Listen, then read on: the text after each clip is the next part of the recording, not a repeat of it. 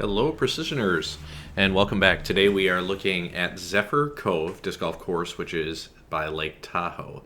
So this course is actually in Nevada. It's on the southeast corner of Lake Tahoe, probably about 10 minutes from the state line border of California and Nevada there. Was there with my wife Beth, and we decided we would see some disc golf. So today I'm playing Cali because I'm playing this course blind. It's also the first time I've ever played in significant elevation. So here we go. Hopefully you enjoyed the tour. I think I only have about 12 holes on this course, but we'll have another one from the area coming up soon. Okay, and the tee signs, by the way, the indicators aren't working, so I had to scout all these holes. It was interesting. So this was hole 1. It was in the A position at 220 feet or something like that, and just uphill. So there I was actually throwing an M4, and I threw it really well, so I didn't bother throwing a second.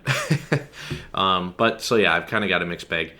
Here at hole 2, it's in the B position, dead straight, 300 feet, slightly uphill. So I'm thinking, oh, okay, easy, I could get a mid or an eagle or something there. But I decided to disc up and try to throw it long, so I throw a destroyer there, and it doesn't flip at all. And I'm like, well, that's not good. So I decided I'm going to throw an eagle. It's a little flippier, I can throw it a little harder. I throw it a little further right, and again, it doesn't pan off to the right at all.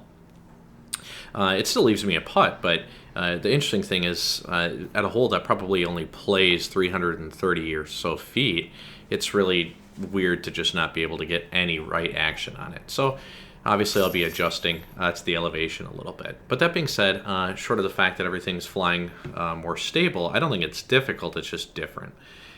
This hole 3 here, I want to say, was about 300 feet dead straight. It was only difficult because this tree wall, I don't really know what the line was. So I'm actually throwing a really flippy D3 there. Obviously, I just threw it to the left too much, so then I decided I'm going to try and thread a leopard through there. Felt really good about it, but got a little too low, hit a tree. So once you get past that first tree line, though, this was a really not a bad upshot. I just threw a PA1 straight to the basket at whatever it was left, 200 feet or something. But cool hole. Hole 4 was actually my favorite hole. This was in the B position. Excuse me, and I want to say this is at a little over 420 feet. Slightly downhill in elevation, I suppose, maybe 10 feet or something. So I'm throwing a destroyer here, and I decided I'm going to try to really throw it on a flex line. Hit the first gap and weave through all those other trees, so ended up just throwing it deep there, which is great. Then I said I'm going to try and throw straight at it just to see how the stability is really going. So here's my understable D3, and I go straight up the gut. Probably the best shot I had, and I'm standing in the way of the entire flight, but I went just deep of the pin, dead straight, so great throw. But it turns out there's a drop-off back there, and the ground's really hard here, like it was most of my time out near the mountains and desert. So they skip pretty far, so throwing it pin high is probably not a good idea.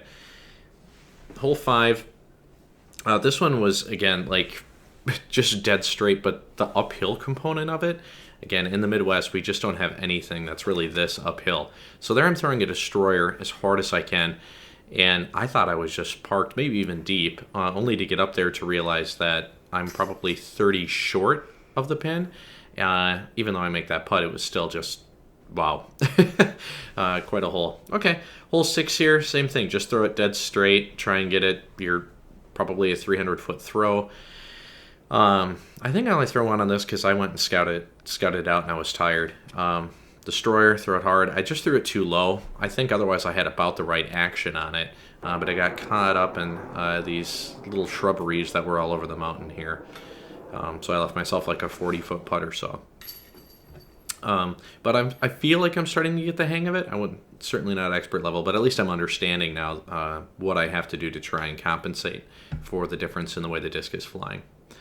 Hole 7 here, when I scouted it, it looked like a turnover shot, but it also looked like it was going to have a pretty steep backdrop if I went deep. And I didn't want to risk crushing a turnover, so I went to a trusty hyzer. And that's certainly one thing I noticed out here is throwing a hyzer in the mountains is great because there's almost no way to screw it up. I mean, you would have to really have a bad disc selection and torque your wrist the wrong way. Hole 8 here was back to a nice easy birdie look, just dead straight. And I kind of dished up with everything. Normally where I would throw putters, I was throwing mids just to try and get it there. I tried the straight route here with an M4. That was a good line. It just hit a tree. So then I decided I was going to do my fun Cali throw here, and I threw a rock 3 and threw that right gap. Again, because the hyzer is just so prominent out here, and knowing it's not going to flip right, it was a really good choice. Again, take the open gap and throw hyzers is what I've learned here today.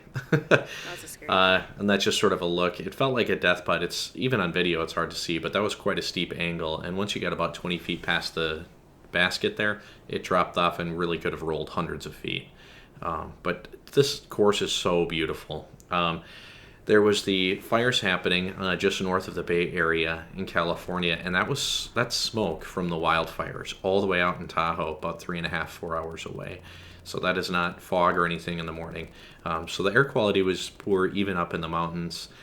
So that's another reason we didn't play the full course. Between the elevation and the air quality, breathing was not our ally.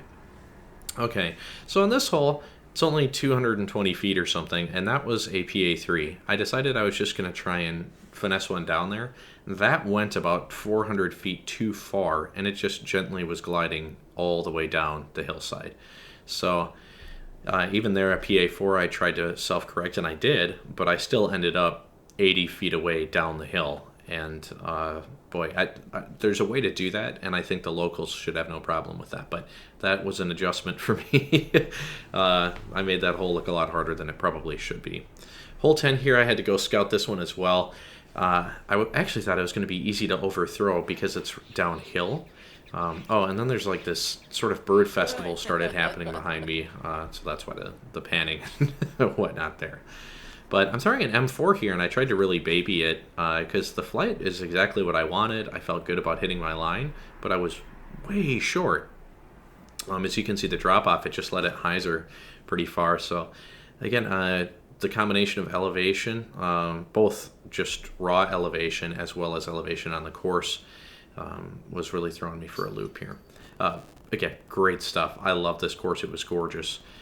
We actually missed hole 11. After I threw 12, somebody's like, oh, hole 11's up there. And I'm like, that's all right. We're just going to play this one anyway. So this is 360 feet or so. I want to say it was in the B position. Going back to my trusty destroyer, and I'm just trying to flip it to flat hard and miss through that line there. I nicked a couple little branches, and then I hit right next to the bucket there, probably 20 feet short, and then it rolls down the hill. So, but I think this hole is definitely my type of hole. Just something you can throw at about 370 feet on a hyzer is probably my favorite type of throw in disc golf, and probably because I usually execute it well. Hole 13 here is in, let's see, the B position, 330 feet, just dead straight. So it was the first throw here. I tried to finesse a D3, and I literally just missed the line. So that was not super exciting. So I try again, and this time I'm taking a blue destroyer, which I actually threw an ace at when I was out at Golden Gate Park in San Francisco, and I threw that and hit an ace on hole 5 when it was in the long position at 405 feet. So that destroyer is going to be making a lot more appearances for me, I think, in the future. Now it's my good luck charm. Okay, so then we went over to 16 because it was a lot of just up the hill kind of open, down the hill kind of open shots in between when at least that I could tell, and I was like, yeah, we're just going to keep going. So this one was like 270 feet, and I saw this hyzer lane over here. I thought I threw this perfectly with this rock. And I went over the basket and the Guardian rock and then all the way down to the left. So I decided I'm not even going to putt it out. We saw hole 18's basket, and so Beth went down and she's doing like a little catch cam footage here. It looked too fun to pass up this. So here I just took the same rock. It's 430 feet or something. I mean, you could easily get a putter there, but I just wanted something that would stay straight if I put a little juice on it. And that is definitely sums up my rock for me here. So anyway, give it a nice buzz over the basket, but obviously way too deep. So yeah, not my traditional course review. I just wanted everybody to get a taste of what I thought was just awesome out here in my first Nevada disc golf experience. Never mind, probably my second. But anyway, Zephyr Cove, for sure the best course I played in the Tahoe area. Gorgeous views, great elevation. It'll make you a better player if you get out there. Thank you so much for watching. Please like, subscribe, and comment. I appreciate all of it. And if there's anything you want to see, let me know. Otherwise, I'll see you on the course.